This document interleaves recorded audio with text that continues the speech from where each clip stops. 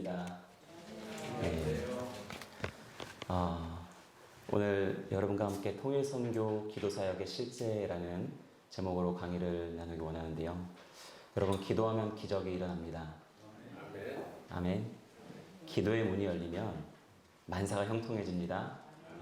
아멘. 우리가 바로 이 믿음 안에서 통일을 위해서 기도하고, 우리가 기도할 때에 불가능해 보이는 통일의 역사가 가능해지고, 우리가 기도할 때에 막혀있는 남북의 관계, 통일의 모든 문제들이 형통하게 열릴 줄 믿습니다. 따로 제가 강의안을 이렇게 프린트해드리지 못했지만 PPT를 좀 준비를 했습니다. PPT를 또 보시면서, 그리고 실제적인 이야기들은 제가 말로 설명하면서 함께 강의를 진행하려고 합니다. 아까 소개해 주신 것처럼 저는 지금 메이커스 교회라는 개척교회입니다. 개척교회를 담임하고 있고요. 저희 교회에는 북한, 남북한 청년들 그리고 성도들이 같이 하고 있습니다. 그러다 보니까 제가 북한에 있는 그런 탈북한 지 10년 이상 된 청년들의 성도들의 그런 애환도 알고, 그리고 지금 북한에 있는 가족들과 연락을 하면서 또 지금 북한 상황들이 어떤지에 대한 이야기들을 듣고는 합니다. 그래서 이런 어떤 기도 사역에 대해서 조금 더 실제적으로 우리에게 와닿을 수 있는 이야기들을 드릴 수 있을 것 같은데요. 오늘 세 가지로 크게 말씀을 드리려고 합니다. 하나는 기도 사역의 이해이고, 다음은 통일선교 기도 사역의 이해와 필요입니다. 통일선교 기도 사역의 실제, 이 세 가지에 대해서 말씀드리려고 합니다. 먼저 우리가 좀 생각하기 원하는 것은 기도 사역의 이해입니다. 본질적으로 기도 사역이란 무엇일까요? 우리 그리스도인들이 하루 중에 제일 많이 하는 게 있다면은 말씀 보는 시간보다는 아마 기도하는 시간이 더 자주 있고 더 익숙하고 조금 더 많이 있지 않을까라는 생각을 합니다. 성경을 펴서 읽는 그 시간에도 우리는 늘 기도로 시작하고 또 기도로 마치죠. 기도는 우리에게 매우 익숙하고 매우 당연한 일입니다. 그런데 사실 기도가 정말 무엇일까? 기도가 무엇인가라고 정의해보면은 우리에게 있어서 정말 말씀적인, 성경적인 기도가 정의되지 않아 있는 모습들이 있습니다. 그럼 성경적인 기도는 어디서 찾을 수 있을까요? 저는 바로 그것을 마태복음 6장에 있는 예수님께서 가르쳐 주신 주기도문에 있다라고 생각을 합니다. 그 기도는 이렇게 시작합니다. 그러므로 너희는 이렇게 기도하라. 하늘에 계신 우리 아버지여 이름이 거룩히 여김을 받으시오며. 하나님께서 이름이 거룩히 여김을 받으신다라는 것은 무엇이냐면은 하이델베르크 교리문답 122문에 보면은 그렇게 말합니다. 우리가 힘써 하나님을 알게 되는 것이라고 표현을 합니다. 즉 하나님을 아는 것이고, 기도라는 하나님과의 사귐에 있는 것입니다. 기도는 그 자체가 노동이 아니라 하나님과의 사귐에 있는 즐거운 일이고, 기도는 다른 어떤 목적을 이루기 위한 수단이 아니라 그 자체가 가장 귀한 목적이 된다는 것입니다. 이것이 우리에게 매우 중요한 것입니다. 왜냐하면 저희가 다른 어떤 게 아니라 통일 기도를 한다고 할 때에 가장 중요한 이 기도의 사귐을 놓치고 기도하는 경우가 많기 때문입니다. 우리가 나라와 민족을 위해서 기도합시다 라고 하면은 주로 어떻게 기도하죠? 통성으로 기도합니다. 그리고 그 기도의 제목을 앞에서 제공하는 기도의 제목을 보고 그것을 읽고 기도를 합니다. 그런데 그 과정 속에서 우리는 종종 내 마음이 거기에 같이 합하지 못하는 것들을 경험합니다. 앞에 있는 기도 제목에 동의가 되지 않다거나, 내가 가지고 있는 생각과 앞에서 기도 인도자가 제공하는 기도의 방향이 다르다거나 라는 부대낌이 생길 때에 그 가운데에서 하나님과의 사귐, 그 기도의 가장 중요한 하나님 안에서의 이 기도가 녹여지는 그 경험을 잃어버리고 그냥 형식적으로 앞에 있는 기도 제목을 읽거나 아니면 그 기도의 시간에서 소외되는 것들을 경험하는 것입니다. 그래서 통일선교 이전에 기도의 가장 중요한 것은 무엇이냐? 기도는 사귐이라는 것입니다. 하나님과의 사귐, 그 하나님이 어떤 분인지를 믿고 알고 그 하나님의 거룩하심에 대해서 우리가 신뢰하고 나아가는 것이죠.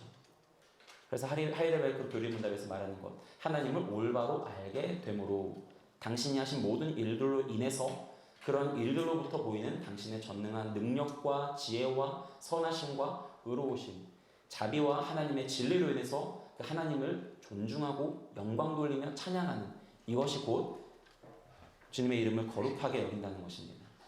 이것이 첫 번째이고요. 두 번째는 바로 기도는 교통입니다. 기도는 일방 통행이 아닙니다. 하나님과의 교통이죠. 우리가 통일을 위해 기도할 때에 또한 잘못된 방향이 있습니다. 무엇이냐면 일방 통행입니다. 우리가 원하는 것, 우리가 생각하는 것을 그대로 관찰하는 것입니다. 그런데 중요한 기도의 본질은 교통입니다.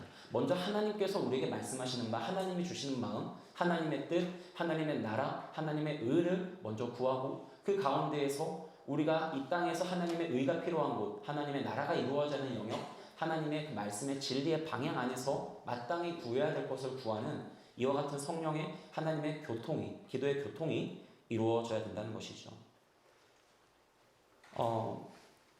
우리가 이제 좀 제가 이따고 말씀드리겠지만 이제 저 여기 계시는 우리 집사님, 권사님 또 장로님들께서는 아무래도 이제 여기 있는 저를 보실 때에 아들같이 보이실 것 같습니다. 네, 제가 아들뻘이 맞습니다. 저는 MZ 세대의 끝세대에 있는 목회자거든요. 그래서 사실 제가 이 강의를 준비하기 굉장히 부담스러웠어요. 우리 믿음의 선배가 되시는 우리 어르신들 앞에서 제가 어떻게 이 강의를 할 수 있을까? 그런데 제가 이것을 하면서 든 생각이 하나 있었는데요.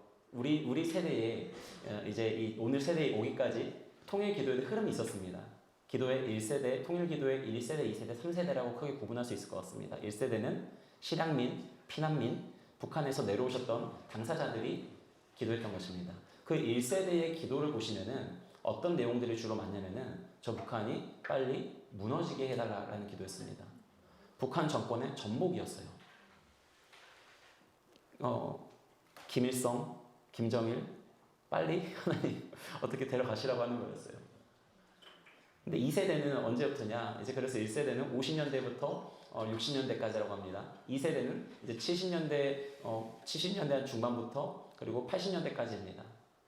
이때에는 1974년도에 어떤 일이 있었습니까? 남북 기본 합의서 하든 그와 같은 이제 남북의 어떤 교류가 열려지는 그런 상황이 생기는 거예요. 그렇게 되니까 단순하게 북한이 무너져라 이것 차원이 아니라 저 북한하고 우리가 뭔가를 해야 될 수 있겠다. 그러면은 저 북한하고 우리가 뭘 할 수 있을까? 그러니까 이제 그때부터는 교류, 협력에 대한 기도 그리고 통일 선교라는 그런 어떤 아젠다가 나오기 시작하는 것입니다. 그리고 그게 구체화된 것이 이제 90년도부터 시작되는 통일 기도의 3세대입니다. 3세대에서는 하나님 나라라는 큰 개념 안에서 우리가 통일을 생각하자라고 되게 되는 거죠. 기도가 바뀌는 겁니다. 그냥 단순하게 북한이 무너지게 해주시옵소서에서 바뀌어지는 거예요. 북한이 무너지기를 여전히 원하긴 하는데 협력을 해야 되니까 북한 정권은 무너지되 북한 주민들은 하나님께서 살려주시옵소서 바뀌는 거죠. 또 나아가서는 이제는 오늘날에는 하나님 나라의 관점에서 봐야 되니까 단지 저곳에 북한 주민들이 살아나는 것 너머로 저들에게 복음이 들어가게 하여 주옵시고 저 땅에 하나님의 교회가 회복되게 하여 주옵소서. 이 기도가 흐름이 바뀌어지는 겁니다. 물론 그 1세대, 2세대, 3세대에서 내용은 다 같이 있었을지 모르겠지만 무게 중심이 달라졌다는 거예요. 그런데 저는 이것이 굉장히 중요한 포인트가 기도와 교통이 이루어지고 있다는 겁니다. 여러분, 우리는 단순하게 북한이 하루아침에 무너지는 것을 기도하는 게 아닙니다. 북한의 김정은도 회개하고 하나님께 돌아와야 되는 줄 믿습니다. 그러려면 우리가 어떻게 해야 될까요? 김정은을 생각하면서 눈물도 흘릴 수 있어야 되는 그런 우리 믿음의 좀 성숙함이 있어야 되는 거예요. 이게 참 쉽지 않으시죠? 네, 정서적으로 쉽지 않습니다. 그런데 정말 우리가 예수님이 십자가상에서 누구를 위해서 죽으셨는가? 그저 그가 사랑하는 이가 아니라 그에게 돌을 던지고 그를 십자가에 달았던 이들까지도 위해서 하나님께서 또 예수님께서 죽으셨다라는 그 사실을 생각할 때에 우리는 이 하나님과의 교통하는 기도 안에서 정말 우리의 기도가 어느 방향으로 가야 될까? 한번 고민해 볼 필요가 있다는 것입니다. 그런데 이것은요, 제가 저희 어르신 세대에게 감히 이렇게 기도가 바뀌어져야 됩니다라고 말하기가 어렵습니다. 왜냐하면 저는 전쟁을 모르는 세대입니다. 그런데 전쟁을 경험한 세대, 전후 복부의 그 시대를 살아왔던 우리 어머니 아버지의 세대, 저는 경험하지 못했거든요. 그래서 제가 그들의 아픔과 애환과 그 삶에 격하게 쌓여있는 그 어떤 분노와 또 그 한을 제가 감히 다 알지 못하기 때문에 말할 수 없는 겁니다. 하지만 하나님의 말씀 앞에서 우리가 기도하는 가운데에서 정말 하나님께서 내게 지금 원하시는 기도가 무엇일까? 우리 스스로가 점검하고 그 가운데 우리 스스로가 하나님 앞에 마땅히 올려드려야 될 기도를 해야 된다는 것이죠. 그래서 나라가 임하시오며 뜻이 하늘에서 이루어진 것 같이 땅에서도 이루어지게 하여 주옵소서. 이런 교통하는 기도가 매우 중요하다는 것입니다. 세 번째는 무엇이냐? 또한 기도는 반응입니다. 오늘 우리에게 일용할 양식을 주옵시고 하나님께서 기왕이면은 평생에 걱정하는 양식을 주시면 좋겠는데 일용할 양식을 주옵시고, 우리가 이렇게 기도하지 않습니까? 주기도문에서. 이것은 우리에게 하나님께서, 주님께서 말씀하시는 것은 너희가 매일매일 살아가는 그 모든 순간에서 하나님이 주시는 은혜에 대해서 반응하라는 것이거든요. 내게 일용할 양식을 주시고 내가 죄 지은 자를 사하여 준 것 같이 내 죄를 사하여 주시옵고, 즉 하나님의 말씀 앞에서 겸손해지라는 것입니다. 당연하게 여기지 않고 그 은혜에 반응하는 것, 그것이 필요하다는 것이죠.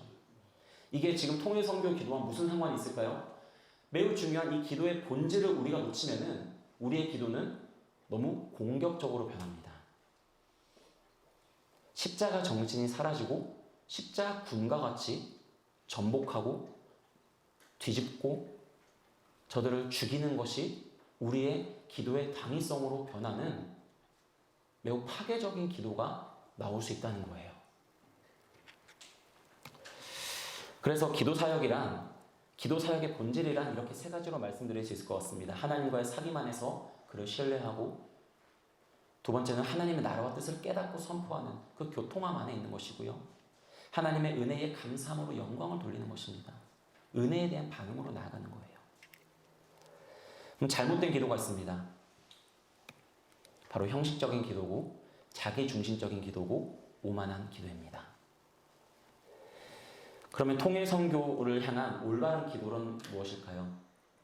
하나님의 마음으로 올리는 기도입니다. 그냥 내 마음대로 기도하는 것이 아니라 하나님의 마음을 가지고 북한을 바라보는 것입니다. 그리고 진리와 비전을 믿음으로 선포하는 기도예요. 눈앞에 보이는 상황을 따라 기도하는 게 아니라 진리를 따라서 하나님과 교통하면서 믿음으로 선포하는 기도입니다. 여러분, 우리의 진정한 승리는 북한의 정부가 어떻게 변화되는 것 이상으로 제일 중요한 것, 북한이 주님께로 돌아오고 북한의 정부와 정권과 위정자들이 하나님 앞에 무릎을 꿇는 것, 그것이 우리가 꿈꾸고 기도하고 선포해야 되는 일들인 줄 믿습니다. 그 다음에 하나님의 은혜와 돌보심을 간절히 구하는 기도입니다. 우리가 통일선교를 위해서 기도한다고 하지만 사실 북한을 위해서 생각할 때에 정말 마음이 이렇게 찢어지고 눈물이 나는 듯한 기도, 여러분 그런 기도를 드리고 계십니까? 그런 기도가 우리 안에 회복되어야 된다고 저는 생각을 합니다. 분명히 우리 하나님은 진리와 그 거룩하심이 있지만 또한 사랑과 긍휼하심이 있는 하나님이시거든요. 북한을 바라볼 때에 저들의 우상과 저들의 3대 독재 체제는 무너져야 되는 악습입니다. 그러나 그 가운데 있는 그 한 사람 한 사람의 그 영혼은 분명히 하나님의 긍휼을 입어야 된다라는 것이 우리가 말씀 앞에 섰을 때에 갖게 되는 마음인 것이죠. 제가 탈북민들을 실제로 같이 할 때에 겪게 되는 많은 일들이 있습니다. 무엇이냐면은 북한에 대해 애정을 가지고 있는 거예요. 많은 공통점이 북한에 대한 애정을 가지고 있습니다. 북한이 싫어서 탈북을 해서 나왔는데 막상 한국에서 나와서 한국 사람들이 북한 욕을 하잖아요. 그러면은 묘하게 기분 나빠합니다. 그래도 내 고향이다, 그래도 내 나라였다라는 게 있다는 거예요. 그러면은 그 옆에 있는 한국 사람들은 어떤 마음을 느끼느냐? 이 사람이 아직 사상적으로 저 북한의 공산 그 체제의 그 사상이 남아있나? 이념을 검증해야 되는가? 어떤 사람들은 심지어 이 사람 간첩인가? 이렇게까지 느끼는 경우들이 있다는 거예요. 그런데 이것은 우리가 인간에 대한 이해가 너무 박할 때에 생기는 오해라고 저는 생각합니다. 그 사람이 겪어왔었던 그 삶에 대해서 우리가 더 마음에 깊이 느끼고 생각한다면 충분히 가질 수 있는 생각이다라는 것이죠. 중요한 것은 무엇이냐? 우리가 진리로 말씀으로 그 사람의 마음과 생각과 기도의 방향을 교정할 수 있느냐? 바로 이 거룩과 진리, 사랑과 은혜, 이것에 대한 조화와 균형이 매우 중요하다는 것입니다. 통일 기도가 어려운 이유는 우리가 북한과 통일하자라고 했을 때에 두 가지 색안경이 있다는 거예요. 하나는 저 사람들이 북한하고 손잡고 짝짝꿍해서 뭔가를 해보려고 하는 친북 성향이 아닐까라는 한 가지 오해가 있습니다. 아니면 또 하나의 오해는 무엇이냐? 저들이 북한을 전복하고 뒤집어서 그냥 대한민국의 똑같은 모습을 북한에 그냥 만들려고 하는 제국주의적인 그런 사고방식의 그런 통일을 말하는 것이 아닌가. 이 둘 중 극단적으로 본다는 것입니다. 세상은 그렇게 볼 수 있습니다. 그러나 우리는 그 가운데에서 균형을 잡아가야 되는 올바른 기도의 태도가 있어야 한다는 것이죠. 그래서 제가 통일선교 기도 사역의 이해와 필요라는 좀 실제적인 이야기로 나아가면서 이런 어떤 바탕들을 쌓아가고 있는 것입니다. 자, 이런 기도의 본질에 대해서 우리가 생각했습니다. 그런데 통일선교의 이 사역의 이해와 필요에 대해서 조금 더 실제적으로 다루기 원하는데요. 통일 기도가 어려운 이유는 통일의 지금 분단의 문제, 통일 문제의 그 성격 자체가 너무 복합적이고 너무 어렵기 때문에 통일 기도도 어려워지는 것입니다. 북한하고 통일하자라고 하는 이 가운데에 오해가 쌓이는 이유는 지금 우리가 겪고 있는 분단 현실, 통일의 문제 성격 자체가 이중적이고 민족적인 동시에 국제적이고 이념적이고 사상적인 문제가 같이 결부되어 있기 때문에 어려운 거죠. 제가 국립통일교육원에 있는 자료를 조금 이렇게 발췌해서 소개를 드리는데요. 통일 문제는 민족적인 문제이면서 국제적인 문제입니다. 그리고 굉장히 지역적인 문제이면서도 전 세계적인 이념의 그런 대립에 있는 것입니다. 자본주의 세력과 민주 세력과 공산 세력, 주체사상 그 세력이 같이 갈등을 이루고 있는 거죠. 그러니까 어려운 거예요. 당사자의 노력뿐만이 아니라 주변국들의 많은 이해와 협력이 필요한 그런 상황이 있습니다. 우리가 통일 기도를 하다 보면은 실제적으로 기도하게 되는 여러 주제가 있습니다. 여러분, 통일 선교 사역의 동역자들은 누구라고 생각하십니까? 바로 한국 교회, 먼저 교회들이죠.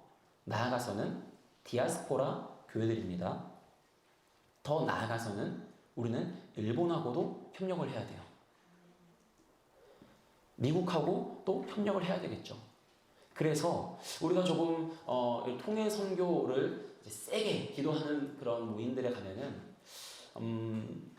조금 조심스러운 표현입니다. 기도를 하는데 성조기가 등장을 해요. 기도를 하는데 이스라엘 국기가 등장을 합니다. 기도를 하는데 이제 우리가 일본 국기까지는 아직 등장하지 않은 것 같아요. 네. 그런데 이러한 모습은 우리가 보기에 좀 조심스럽지만 이런 통일 문제의 성격을 또 이해하고 보면은 왜 저들이 저렇게 하는가에 대해서 이해는 되는 부분입니다. 그런데 이것은 지혜롭게 우리가 바라볼 필요가 있습니다. 이미지라는 게 있어요. 이미지. 통일 기도를 한다라는 그 어떤 모임이나 그런 통일 기도 운동 자체가 굉장히 그런 성족이나 이스라엘 국기라든지 그런 어떤 일본과 합력하자라는 이런 많은 어떤 표현들이 오해를 살 수 있는 부분이 있다는 거죠. 너무 극단적으로 나아가서 사회를 통합하는 어떤 전제가 되기보다는 어떤 극단에 치우쳐 있는 모습으로 보일 수 있습니다. 여러분, 1에서부터 10까지를 사회의 어떤 그런 스펙트럼으로 보면은 우리는 좌에 있는 1과 우에 있는 10, 양극단과 우리가 함께 통합하기는 매우 어려운 것을 현실적으로 마주합니다. 그런데 2에서 8까지는 복음 안에서 같이 갈 수 있어야 되는 거거든요. 그러면은 양극단에 있는 모습들을 우리가 기도 사역에서 실제적으로 보여줄 필요는 없다라는 것이죠. 우리는 비둘기같이 순결하지만 무엇과 같이 지혜로워야 돼요? 뱀과 같이 지혜로워야 돼요. 그래서 이런 통일 문제의 성격을 우리가 잘 이해할 필요가 있다는 것입니다. 주변국과의 문제, 국제 문제, 이념 사상의 문제이기 때문에 우리가 그런 모습이 통일 기도의 모습에 나타날 수 있다. 하지만 그것을 조금 조심할 필요가 있지 않겠는가라는 것입니다. 자, 다음으로는 북한의 이중적인 성격이 또 있습니다. 북한을 위해서 기도하기 어려운 이유, 화해와 협력을 통해 통일을 모색해야 되는 존재임에도 불구하고 그들이 우리를 박해하고 우리를 위협하는 핵과 미사일로 무장한 경계의 대상이라는 겁니다. 그리고 밑에 두 가지는 제가 추가를 한 건데요. 전쟁의 상흔이 남는 관계라는 거예요. 한번 우리를 공격했던 전력이 있는 그런 국가라는 겁니다. 여러분, 이혼한 가정들이요. 이혼이 아니라 죄송합니다. 좀 표현이 그럴 수 있는데요. 외도한 경험이 있는 가정이 이혼하지 않고 살아가는 어떤 가정들이 있는데요. 그 가정이 제일 어려움을 겪는 게 무엇이라고 하는지 아십니까?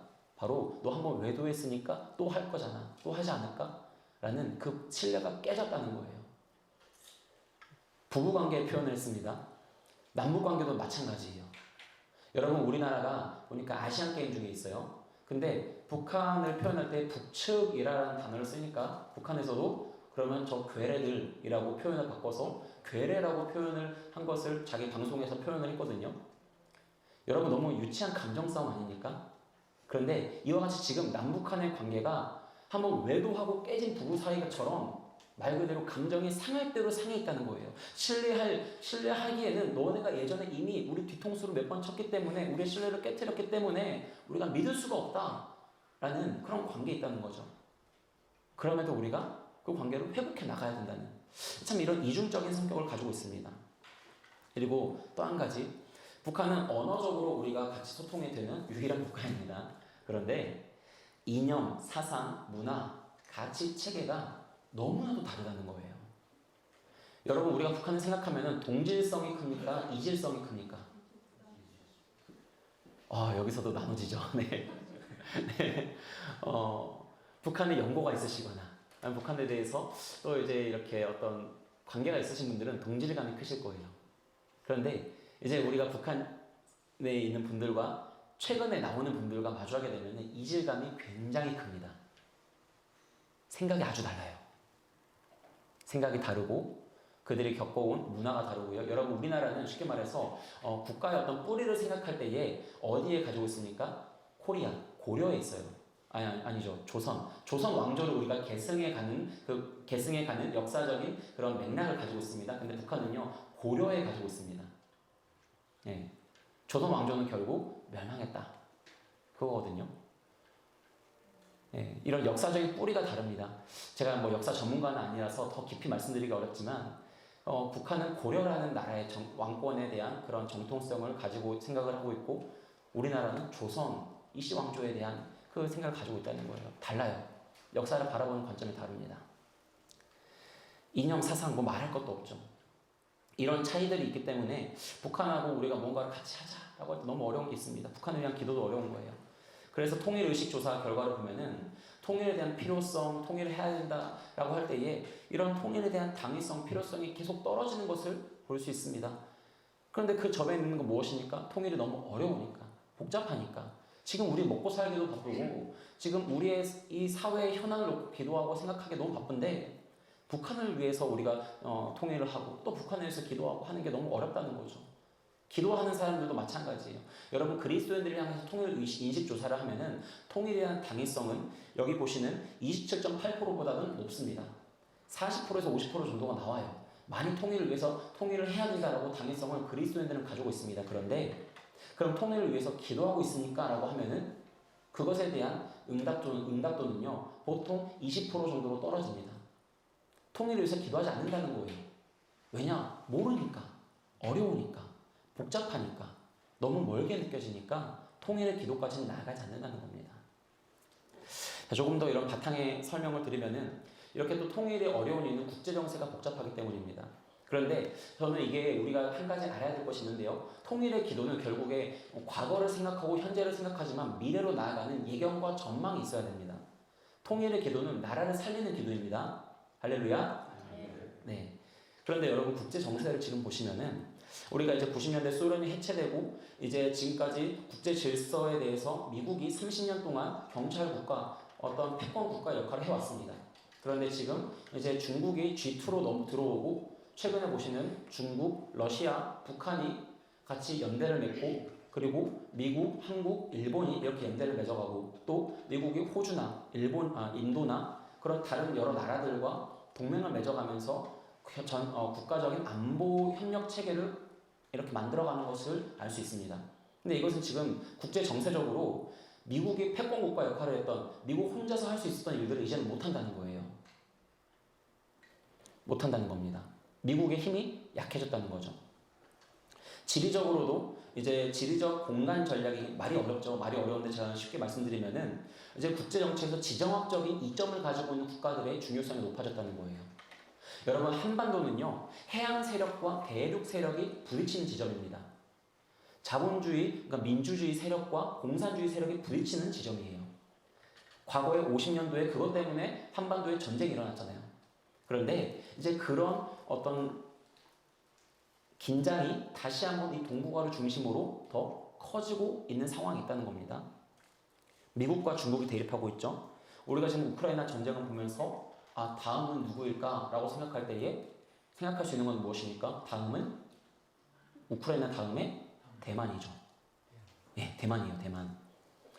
지금 러시아가 우크라이나 전쟁하는 것 같습니다. 여러분, 러시아가 전쟁을 하는 거 보면서 우리는 러시아가 졸전을 벌이네. 생각보다 힘이 약한가 보네 라고 생각할지 몰라요. 그런데 우크라이나 뒤에 누가 있는 거예요? 나토가 있고요. EU가 있고요. 미국이 있습니다. 지금 우크라이나와 러시아 전쟁이 아니라 지금 공산 세력과 민주 세력의 대립이 지금 그 안에 일어나고 있는 거예요. 근데 그것을 주시해서 보고 있는 국가가 있죠. 중국이죠. 중국이 호시탐탐 지금 대만을 노리고 있는데 러시아가 하는 저걸 보면서 할만하네 라고 생각하지 않겠습니까? 왜냐면요, 우리가 보기에 러시아는 지금 졸전을 벌이는 것 같지만 러시아는 잃은 게 아무것도 없습니다. 여러분, 러시아가 지금 우크라이나를 완전히 압도하지 못한 것 같지만 러시아는요, 그걸 통해서 유럽을 향한 자기들의 석유 공급의 입지를 공고히 했죠. 군사적으로 그렇게 예전만큼 강국이 아닌 것 같다라는 인식은 줬지만 그렇다고 우크라이나로 인해서 그들의 영토가 침략당하고 빼앗긴 것은 없습니다. 손해보지 않았다는 거예요. 뭔가 엄청난 득을 보지는 않았지만 손해보지 않았습니다. 이걸 보고 중국도 계산기를 돌리겠죠. 우리가 대만을 압도할 수 있을까? 압도하지 못한다 해도 이거 해볼만 하지 않을까? 왜냐? 그렇게 하면은 중국 당이 결속되니까. 1대1로 라는 그들이 가지고 있는 원대한 비전에서 대만을 침공하고 그 가운데에서 얻을 것이 분명히 있다는 거죠. 자, 그러면은 우리가 시나리오를 생각해 볼 수 있는 것입니다. 만약에 중국이 대만을 침공을 합니다. 침공할 것 같아요. 미국에서 이제 전략 자산들이 출동을 하겠죠. 어디에 있는 전략 자산들이 출동을 할까요? 일본에 있는 자산들 그리고 한국에 있는 자산들이 나가게 되는 겁니다. 그러면 중국 입장에서는 한국에 있는 전략 자산이 나오는 게 부담이 되지 않겠습니까?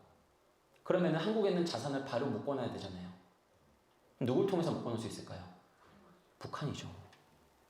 북한이 지금처럼 계속 무력 도발을 하고 그것 때문에 한국에서 또 이제 지금 있는 이런 어떤 우리나라의 그런 정부에서의 대북 기조가 강대강 아닙니까? 그러면 강대강으로 나가니까 우리나라에서는 이제 주한미군의 철수라는 이런 얘기는 쏙 들어갔잖아요. 더 강력한 한미 동맹, 일본과의 동맹, 그래서 국가의 안보 이런 얘기를 하는 거죠. 그럼 그렇게 되면은 한국에는 자산이 북한과의 어떤 그런 갈등에 다 묶여 있으니까 그 가운데에서 중국은 대만을 조금 더 손쉽게 침공할 수 있다. 이런 시나리오가 가장 현실성 있는 시나리오 중 하나라는 겁니다. 자, 우리가 이런 맥락이 있으니까 이 통일 기도가 어려운 거예요. 이걸 놓고 보니까 어려운 겁니다. 지금 정부가 어떤 사람들은 좋다라고 하는 분도 있을 거고요. 싫다라고 하는 분도 있을 거예요. 그런데 분명한 것은 우리는 이 국가의 안보와 이 동북아에 지금 가득해 있는 전쟁의 이 기운 앞에서 분명한 평화를 위해서 기도해야 되는 것이 우리의 지금 기도의 사명이라는 것입니다. 여러분, 이런 맥락들을 놓고 보니까 지금 이곳의 통일 선교 기도는요, 매우 중요하고 이 나라 민족을 파수하는 역사적인 시대적인 사명이 있다는 거예요. 동북아 정세, 아까 말씀드린 것처럼 미중 경쟁, 동북아 지역 내 군사적 긴장, 그리고 북한 핵실험과 미사일 발사 위협. 여러분, 북한이 수직 미사일을 발사했습니다. 수직 미사일을 발사했어요. 근데 이 기술력이 하루아침에 주어졌을까요? 갑자기 미사일 기술이 도약을 했습니다. 이것은 누군가가 도와줬다는 거거든요. 누가 도와줬을까요? 러시아겠죠. 중국이겠죠. 그럼 러시아는 그걸 통해서 뭘 얻을까요? 원산과 블라디보스톡의 그 철도가 다시 열렸습니다. 원산항을 러시아가 얻는 거예요. 러시아의 소원은 무엇입니까? 바로 얼지 않는 바다. 얼지 않는 바다예요. 얼지 않는 바다. 언제나 그들의 군사적 자산을 태평양으로 진출할 수 있는 그 항만을 얻는 게 러시아의 소원이에요. 그런 딜이 지금 이루어지고 있는 거죠. 이번에 그래서 김정은이 러시아에 가서 푸틴을 만나지 않았습니까? 여러분, 이런 맥락 속에 있다는 거예요. 이런 관계, 그리고 이 가운데서도 남북 관계는요, 정말 지금 끝장난 관계예요. 이거는 이호도 그냥 찍어야 되는 관계 같아요. 외도가 아니라 이거는 그냥 너에게 남편이 다 서 있었다는 것과 똑같은 거예요. 지금 끝도 없는 갈등의 연속입니다.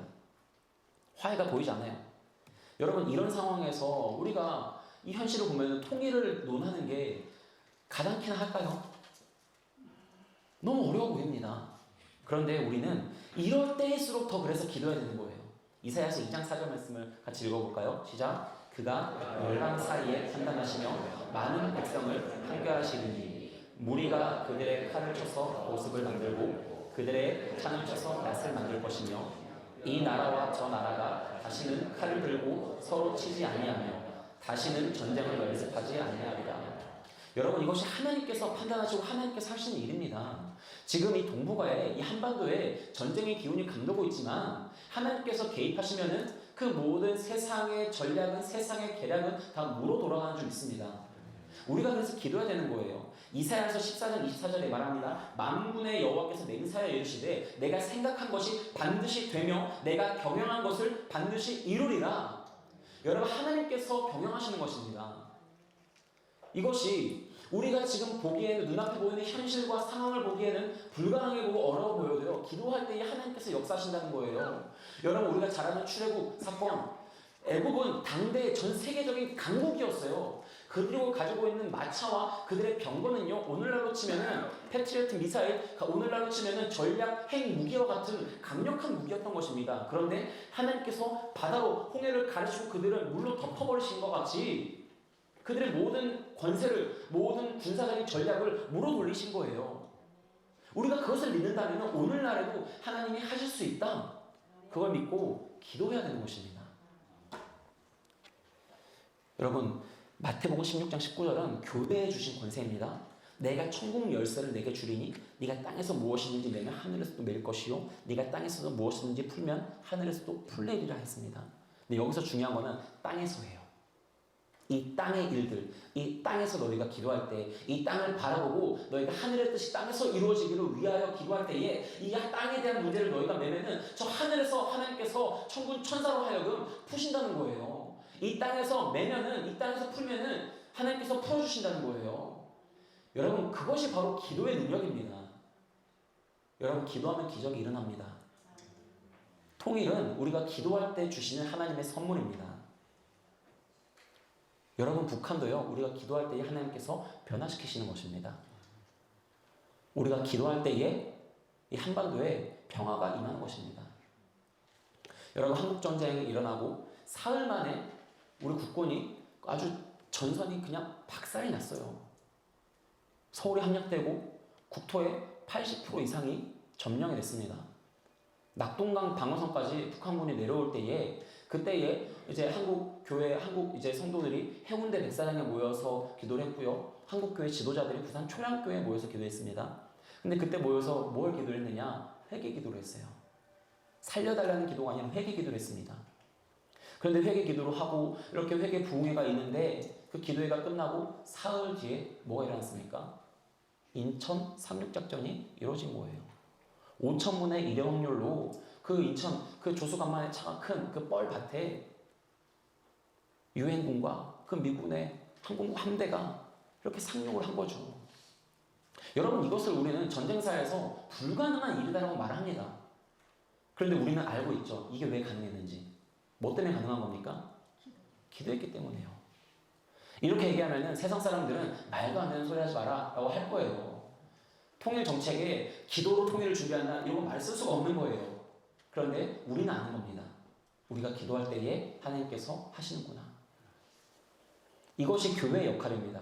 이 기도가 멈춰지지 않고 이 기도를 향한 믿음이 사그라들지 않고 더욱더 순수한 기도로, 믿음의 기도로 성령 안에서 하늘과 교통하는 이도로 땅에 메고 땅에 풀고 하늘에서도 풀고 하는 그 일들을 우리가 해가야 된다는 거예요. 여러분, 이 통일 기도 사역이 이래서 중요하다는 것입니다. 전 여기 계신 여러분들이 바로 이 통일 기도 사역에 놀라운 동역자들, 기도의 용사들이 되기를 축복합니다. 할렐루야. 자, 그럼 이제 실제적인 이야기를 좀 해보겠습니다. 자, 실제적인 이야기 하면서 한번 이 영어로 있는 표현인데요. 한국말로 제가 읽어드릴게요. 우리가 일할 때 우리가 일하지만 우리가 기도할 때 하나님이 일하신다. 우리가 일하면 우리의 일밖에 안 됩니다. 하지만 우리가 기도할 때 하나님이 일하십니다. 여러분 제가 우리가 기도할 때를 외치겠습니다. 여러분 하나님이 일하십니다라고 대답해 주십시오. 우리가 기도할 때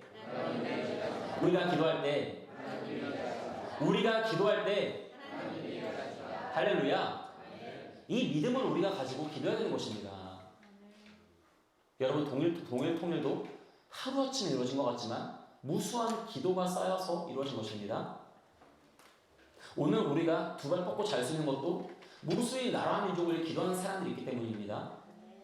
여러분 통일 기도는요 실제적인 이야기예요. 통일 기도는 파수입니다. 파수. 깨어서 보는 거예요. 나이트 워처가 되는 거예요. 밤낮 깨어서 저 주목하는 겁니다. 근데 주목하는 게 뭘 주목할까요? 북한만 주목하는 걸까요? 아니에요. 깨어서 기도하는 겁니다. 항상 기도하며 깨어있는 겁니다. 누가복음 21장 이 맥락에서는 사실 말세의 징조에 대해서 말하는 거거든요. 말세의 징조에 대해서 주님께서 말하시면서 나라 민족과 민족이 서로 대적하고 온 땅에 지진과 기근이 발생할 텐데 그럼 너희들이 이때 어떻게 해야 되느냐? 항상 깨어서 이 일들을 당하지 않도록 기도하라는 거예요. 여러분 통일 기도는 시대적인 사명이고요. 하나님의 어떤 종말론적인 사명입니다. 항상 깨어서 기도해야 되는 거예요. 근데 깨어서 기도하기 위해서는 우리가 세 가지를 알아야 됩니다. 무엇이냐? 역사를 알아야 됩니다. 역사 가운데 어떤 일이 있었는지를 알아야지 우리가 깨어있는 거죠. 과거에 철책을 지키는 군사들은 과거에 어느 철책이 구멍이 나는가, 어느 전선이 구멍이 나는가를 보고 그 철책을 집중적으로 지키는 겁니다. 22사단인가요? 별들의 무덤. 강원도 고성 지역을 이제 이렇게 경계하는 지역이죠. 별들의 무덤이라고 합니다. 왜 별들의 무덤인가? 그곳으로 무수히도 많은 북한의 그런 간첩과 그런 어떤 탈북과 그런 군사들이 월경하는 일들이 일어났기 때문에 그것 때문에 수시로 이제 그 담당하는 장교들이 이렇게 잘려나갔다는 거예요. 혹시 22사단에서 근무하시는 분 계십니까? 네. 예.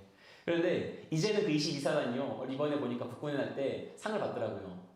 왜 그럴까요? 이제 방어를 하는 거죠. 우리가 자주 뚫렸으니까 더 철저하게. 이전에는 너무나도 그 수호하는 그 경계하는 지역이 넓어서 그 일들이 있었다라고 하는데 그곳에 더 감시 그런 장비도 넣고 그곳에 더 인력도 투입하고 또 장교들도 군사들도 긴장감을 가지고 이제 지켜보는 거죠. 여러분 바로 기도는요, 통일 기도는 이와 같이 깨어서 역사를 알고 역사에서 어떤 과오가 있었는지 어떤 잘못이 있었는지 어떤 문제가 있었는지를 보고 기도하는 것입니다. 역사를 알아야 돼요. 안창호 선생님 말씀하지 않으셨습니까? 역사를 잊은 민족에게는 미래가 없다. 여러분 통일 기도는 역사를 알고 기도하는 것입니다. 두 번째는 현재를 해석하는 겁니다.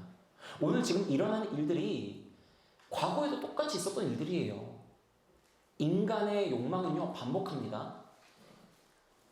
인간의 정복욕, 전쟁의 이야기들은 계속 반복됩니다. 지금 한반도는 70년가량을 유례 없는 평화 시기를 살고 있는 거예요. 우리 한반도의 5,000년 역사를 보십시오. 이게 이와 같이 평화의 시대를 산 적이 없거든요. 그럼 지금 우리는 뭘 준비해야 되는가? 율곡 이 선생님이 그때 조선 이제 임진왜를 앞두고 선조에게 말씀하셨잖아요. 10만 양병설. 지금 우리가 전쟁을 준비해야 됩니다. 여러분, 평화의 때에 우리는 준비해야 되는 거예요. 평화의 때에 깨어있어야 되는 겁니다. 평화의 때에 방심하면 안 돼요. 현재를 해석해야 됩니다. 현재 지금 일어나는 상황들, 일어나는 일들 정확하게 해석할 수 있어야 돼요. 그리고 미래를 예측해야 됩니다. 이와 같은 현재의 자료를 바탕으로 어떤 일이 일어날까? 여러분 기도는요 역사를 알고 기도하는 것이고 그리고 현재를 해석하고 올바르게 기도하는 것입니다. 미래를 예측하며 기도하는 거예요.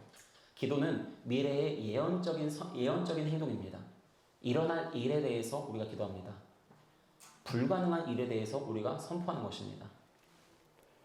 그래서 통일 기도를 할 때에 많은 실제적인 기도가 여러 모습이 있는데요. 이곳에 모여서 기도하는 모습도 있습니다. 정기적인 기도회가 있고요. 또 중요한 기도의 모습이 있습니다. 여러분 제가 아까 보니까 DMZ를 곧 들어가신다고 들었습니다. DMZ 가실 때에 어떤 마음으로 가셔야 되느냐? 관광하는 마음으로 가시면 안 됩니다. 선지자적 마음으로 가셔야 돼요. DMZ에 가서 그곳의 땅을 밟으면서 하나님 다시는 이 땅에 포탄이 떨어지지 않게 하여 주옵소서. 이 땅에 흘린 무수히 억울한 피들이 다시는 흘려지지 않도록 하여 주옵소서. 선포하면서 기도하셔야 돼요. 예언적으로 기도하셔야 됩니다. 저도 장로교 합동체 목사입니다. 예언적 기도, 이런 말 굉장히 부담스러운 표현이에요. 그런데 여러분 하셔야 되는 거예요. 기도 자체가 예언입니다. 그래서 미래를 예측하면서 기도하는 것. 그리고 그곳에 있는 국군 장병들을 많이 격려해 주십시오. 만날 때에. 당신들 덕분에, 아들아, 너 덕분에 우리가 안전하다라고 그 군인들의 자부심과 의식을 깨워줄 수 있어야 됩니다. 자, 그런데 이와 같은 기도를 하기 위해서 중요한 게 있습니다. 세상을 알아야 돼요. 과거를 우리가 역사를 알고 현재를 해석하고 미래를 예측하기 위해서는 한 손에는 성경을, 한 손에는 신문을 들고 있어야 됩니다. 신문을 읽는 것은 현대인에게 아침 기도와 같다라고 헤겔이 말했고요. 한 손에 성경을, 한 손에 신문을, 칼바르트라는 신학자가 말했습니다. 우리가 믿음은 너무 좋은데 세상을 너무 몰라서 우리의 기도가 허공을 치는 기도가 되는 경우가 많습니다. 여러분, 북한은 지금 기근에 있을까요? 아니면 풍족할까요? 둘 다 맞습니다. 둘 다 맞아요. 북한의 시골 지역들, 그런 다른 이제 외곽 지역들은요, 기근으로 굶어 죽어가고 있습니다. 그런데 북한의 평양이라든지 낮은 아니면 신의주 이런 경제 특별한 지역들은요, 풍요합니다. 여러분들이 단동에 가셔서 그 이제 압록강변에서 북한을 바라보시는 경우들이 있을 거예요.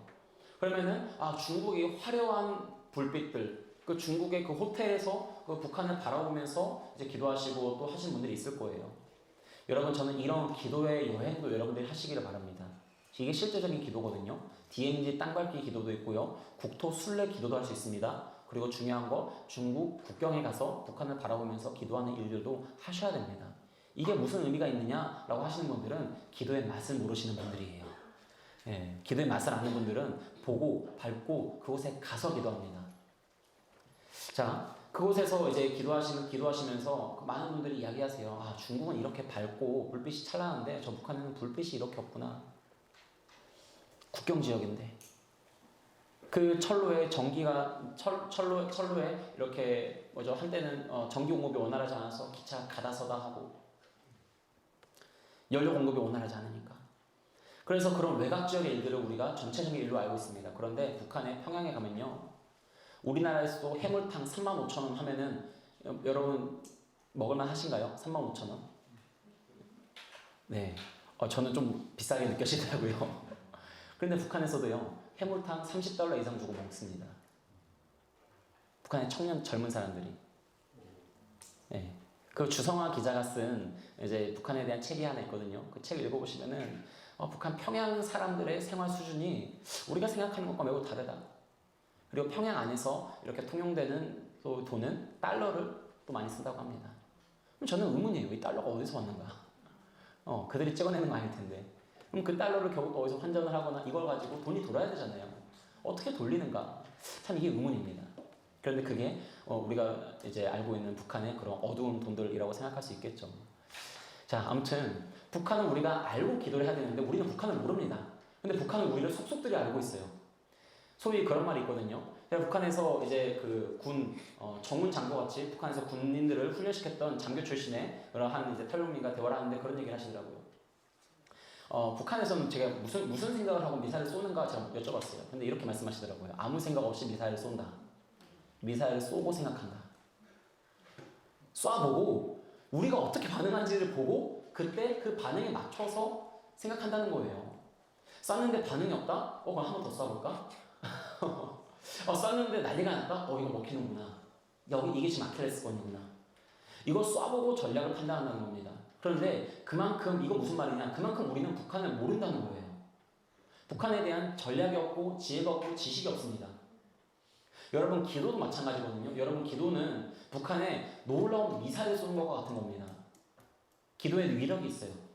근데 우리가 북한에 기도할 때에 늘 정말 북한에 굶어 죽어가는 동포들 살려주옵소서, 이 기도도 맞죠? 맞는 기도예요. 그런데 거기만 머물러 있어서는 안 된다는 겁니다.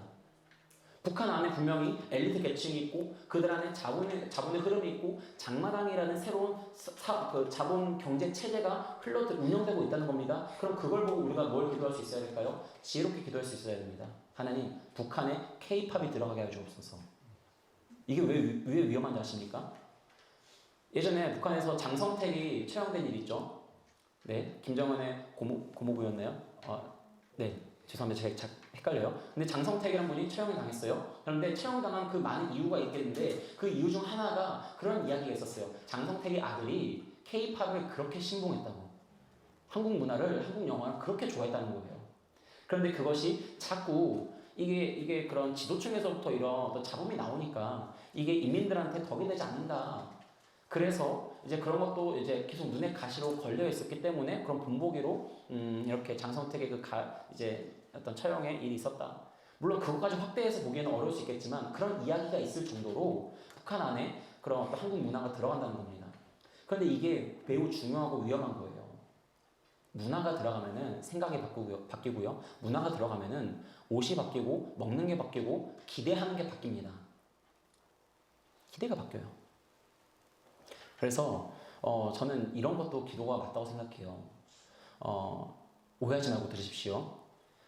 북한에 임영웅의 노래가 들어가기를 저는 기도합니다. 여기 영웅시대 계시죠? 네. 임영웅의 노래를 들으면서 눈물을 흘리고 그런데 그런 문화가 들어가기 시작하면은 이게 바뀐다는 거예요. 근데 이런 강단에서 예를 들어 강단에서 나라 민족에서 기도합니다 하는데 주님 저 북한에 임영웅의 노래도 들어가게 해주시고 그럼 우리 성도님들이 어떻게 하실까요? 기도하다가 갑자기 눈을 뜨고 내가 지금 들은 게 맞나? 라고 하실 거예요. 물론 이렇게 좀 경박스럽게 하면 안 되겠죠. 그런데 그런 맥락의 기도가 필요하다는 거예요. 제가 보니까 영웅시대 팬분들께서 이제 연말 가면은 우리 임영웅 씨도 뭐 갈라 콘서트 이런 거 하겠죠? 예. 근데 그 예매하는 게 교회 예배당 들어오는 것보다 더 힘들어요. 목사님이 아무리 설교해도 그 눈물이 한 방울 두 방울 뚝뚝 떨어질까 말까 하는데 우리 영웅이가 한번 울면요 물은 바다가 돼요.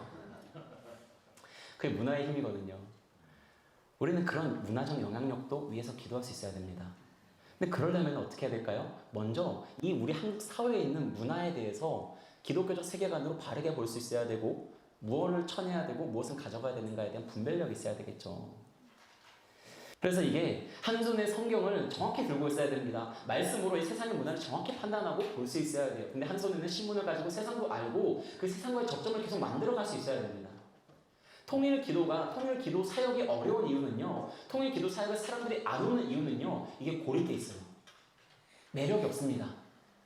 여러분 오늘 여기에 죄송합니다. 제가 아니라 우리 영웅이가 와서 강의를 한다고 하면은 어떻게 될까요? 빈자리가 없을 거예요. 이 복도까지 꽉꽉 차 앉는 겁니다. 파급력이 다르거든요. 물론 그럼에도 하나님이 저를 통해서 우리 한 사람 한 사람 깨우신 줄 믿습니다. 여러분 영향력 있는 이런 통일 선교를 위해서 그래서 중요한 게 있어요. 정보력이 있어야 됩니다. 알아야 돼요. 저는 실질적인 제언을 드리고 싶습니다. 기도 정보지를 만드십시오. 기도를 하기 위해서는 알아야 되거든요. 정보력을 얻으셔야 됩니다. 그리고 정확한 판단력을 가지셔야 돼요. 이제 우리 여기 계시는 분들 중에 현직에서 예를 들어서 북한에 대해서 연구하셨던 교수님도 계실 것이고 정부 기관에서 일한 분도 계셨을 것이고 아니면 학교에서 그런 이런 역사나 이런 것들을 강의하셨던 분도 계실 것입니다. 저는 여러분들이 가지고 계셨던 경험과 경륜과 지혜와 지식이 다 녹아들어져야 된다고 생각합니다. 그래서 이런 어떤 기도를 계속 이끌어 나가기 위해서는요. 통일선교 어떤 위원회라고 제가 그냥 얘기를 할게요. 위원회 안에 이런 출판위원회 아니면은 어떤 뭐라 해야 될까요? 통일 기도를 만드는 기도 제작위원회 이와 같은 것들이 필요합니다. 그래서 이 안에 전문 지식을 가진 전문 위원들도 있어야 됩니다. 그런데요, 꼭 이분들로만 구성되면은 어려워져요. 교수님들이 하시는 말은 어려워요. 동북아 국가안보체계 막 이런 말 하시면 어렵습니다. 공감하시잖아요. 네. 일반인들은 어려워요. 어려우니까 통일을 위해서 기도하려고 딱 기도책을 보는데 갑자기 막 어려운 말들이 쏟아지면은 이게 기도가 안 되거든요. 은혜가 안 되거든요. 그러면 이 안에는 정보력과 판단력을 가진 전문위원도 있어야 되지만 해석력을 가진 목회자도 있어야 되고요. 이 안에 전달력을 가진 가장 좋은 전달력은 우리 어머니들의 전달력입니다. 권사님도 계셔야 돼요. 평범한 집사님도 계셔야 돼요. 그리고 그 안에 학생, 대학생도 있어야 됩니다. 그래서 기도에 여러 버전이 나올 필요가 있다는 거예요. 기도의 맥락은 다 같은데 기도를 용어를 조금씩 바꿔서 조금 더 그 흐름을 다듬어서 어른 세대에, 자녀 세대에, 청년 세대에, 그리고 또 세상에 알릴, 충현교회는 이와 같이 통일을 위해서 기도합니다 라고 알릴 수 있는 그런 다양한 언어에 다양한 그런 의견들, 다양한 정보가 버무려진 그런 기도가 나올 필요가 있다는 거예요. 이게 안 되니까 어려운 겁니다. 이게 안 되니까 통일 기도가 매력이 없어지는 겁니다. 자, 그러면 이와 같은 정보를 판단하기 위해서, 알기 위해서 이 페이지는 지금 오류가 아니라 이제 우리가 북한에 대해서 알려고 하면은 검색하면 북한에 대한 많은 페이지들은 국가보안법 때문에 열 수가 없습니다. 그럼 북한에 대한 정보를 알아야 되고 우리가 정확히 판단해야 되는데 어떻게 할 수 있느냐? 바로 통일부를 통해서 우리는 할 수 있습니다. 언론을 통해서 알아가는 거는요, 또 하나의 해석이 들어갑니다. 여러분들 신문도 경향이 있는 거 아시죠? 죄송합니다. 경향이라고 또 특정 이게 하는 것 같은데 죄송해요. 그런 뜻은 아니고요. 신문도 색깔이 있습니다. 보수적인 색깔이 있고요, 진보적인 색깔이 있고요. 언론도 마찬가지잖아요. 우리는 그거를 왜 그러느냐 하지 말고 그냥 그런 게 있구나라고 보시면 돼요. 그런데 이들은 조금 진보적인 성향이니까 이런 메시지가 나오는구나. 이들은 보수적인 성향에서 이런 메시지가 나오는구나. 우리의 알고리즘을, 우리의 스펙트럼을 좀 넓게 가질 필요가 있습니다. 그런데 조금 가장 정확한 정보를 얻는 방향이 어디인가? 바로 통일부예요. 통일부입니다. 뉴스보다 정확합니다. 뉴스보다 빠릅니다. 뉴스는 그때그때 이슈가 되는 사건을 주목합니다. 그런데 통일부에 들어가고 또 북한 통계 포털이나 북한 정보 포털 이런 데 들어가시면은 주간 북한 동향이 있습니다. 북한의 어느 요직에 어떤 인물이 바뀌었으며 김정은이 어떤 행보를 보였으며 누구를 만났으며 그와 같은 동향들을 주간 단위로 업데이트를 해줘요. 그럼 그걸 한번 보시고 이런 일이 있었구나. 그걸 보시고 뉴스를 들으시면은 이게 더 해석의 창이 넓어지는 것입니다. 우리가 각자 선호하는 성향이 있어요. 정치적 성향이 있을 거예요. 근데 그걸 굳이 드러내지 않죠. 드러낼 필요가 없습니다. 그런데 그것보다도 우리는 그 성향에 맞춰서 내 입맛에 맞는 정보만 취사 선택하는 게 아니라 두루 객관적인 사건과 객관적인 사실을 보고 정확하게 해석하는 게 필요하다는 거죠. 이런 객관적인 정보를 얻는 것이 기도의 성패라고 저는 생각합니다. 우리의 기도가 설득력을 얻기 위해서는 좌우, 2에서 8까지는 다 연합하고 끌어안을 수 있는 넓은 스펙트럼이 필요해요.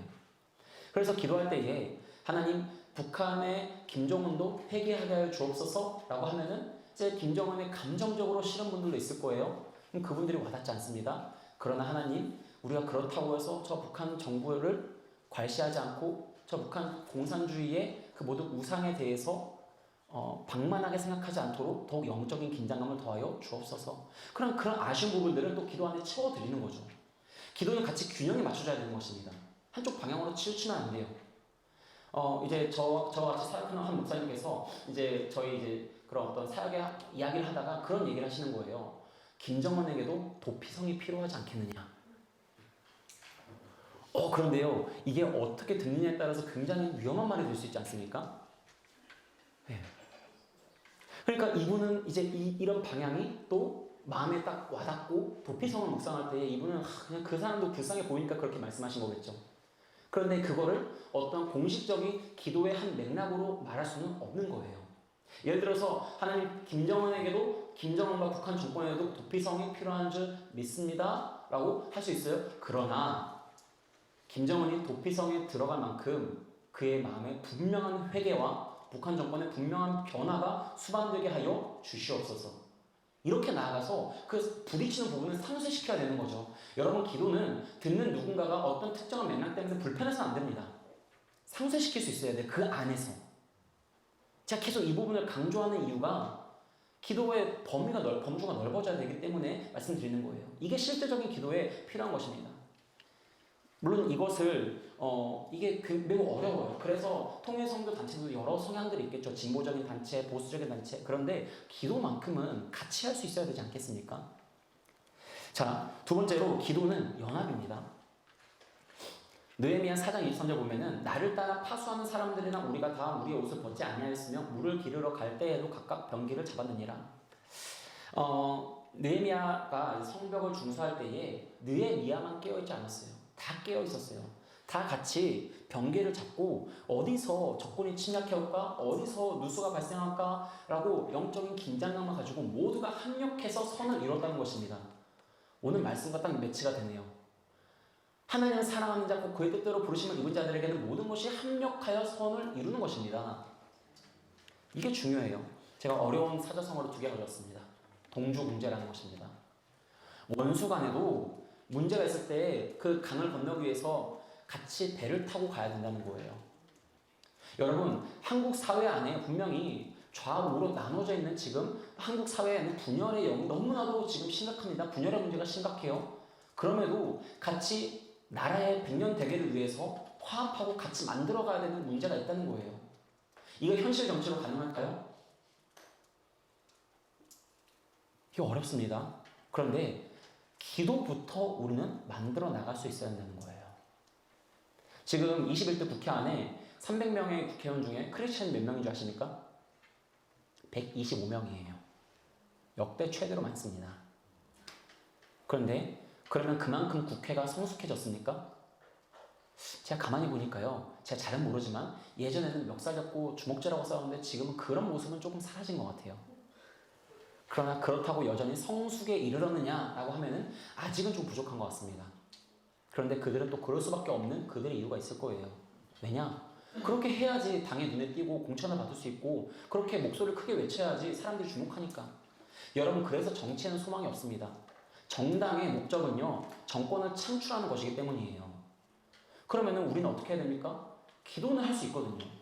기도의 목적이 뭐라 했죠? 제일 처음에 무언가를 이루기 위한 도구가 기도가 아닙니다. 기도 자체가 하나님과 사귐이고 기도 자체가 목적이기 때문에 우리는 기도는 할 수 있는 거예요. 그래서 기도하는 가운데에는 하나를 이룰 수 있어야 됩니다. 좌우가 여러 세대가 하나를 이룰 수 있어야 되는 거예요. 공명지조라는 사자성어가 있습니다. 이게 2019년에 교수신문에서 올해의 사자성어라고 선정됐던 단어인데요. 2019년도 보시면은 생각해 보시면은 그때도 얼마나 사회가 혼란했습니까? 근데 공명지조라는 뜻이 무엇이냐면은 한 몸에 머리가 2개 달린 새가 있다는 거예요. 전설의 새라는 거죠. 그런데 이 새가 한 머리는 아침에 깨어나고 한 머리는 밤에만 깨어난다는 거예요. 근데 아침에 깨어나는 이 새가 맨날 아침에 일어나서 좋은 열매를 먹으니까 밤에 깨어나는 새가 질투해서 에라 모르겠다 독약을 먹어버렸다는 거죠. 그래서 머리 2개 달린 이 새 몸은 하나인데 이게 결국 죽었다는 거예요. 무슨 말인가? 한쪽이 죽으면 잘 될 것 같지만 사실은 같이 공존하는 게 사는 길이라는 거죠. 너 죽고 나 죽자 이게 된다는 거예요. 공멸하면 안 된다는 거예요. 같이 분열하지만 결국에는 같이 살려야 되는 뭔가가 있다는 거죠. 근데 그것을 한국 사회가 잃어버려가고 있다는 겁니다. 기도에서만큼은 우리가 같이 살려야 되는 게 무엇인지를 분명히 할 수 있어야 돼요. 그것은 내 감정이 아니라 내 생각이 아니라 바로 하나님과 교통하는 가운데 하나님의 진리의 말씀이 방향이 될 때 가능한 것입니다. 진리의 말씀 안에서 분명한 성경 말씀 안에서 연합하고 교류하고 교통하고 한 몸을 이루고 하나를 이루어 나가는 거예요. 제가 섬기는 주빌리 통일 구국기도회에 80개의 선교단체들, 북한 선교단체들이 같이 연합하고 있습니다. 26개, 이제 곧 27개 지역이 되는데요. 27개 국내 지역에서 같이 통일을 위해 기도하고 있고요. 해외에서 24개의 지역에서 정기적으로 기도하고 있습니다. 그럼 이 안에는 무엇이 있느냐? 예장 합동도 있고요. 통합도 있고요. 백석도 있고요. 대신도 있고요. 개혁식도 있고요. 성결도 있고요. 감리교도 있고요. 여러 교단들이 다 합쳐져 있습니다.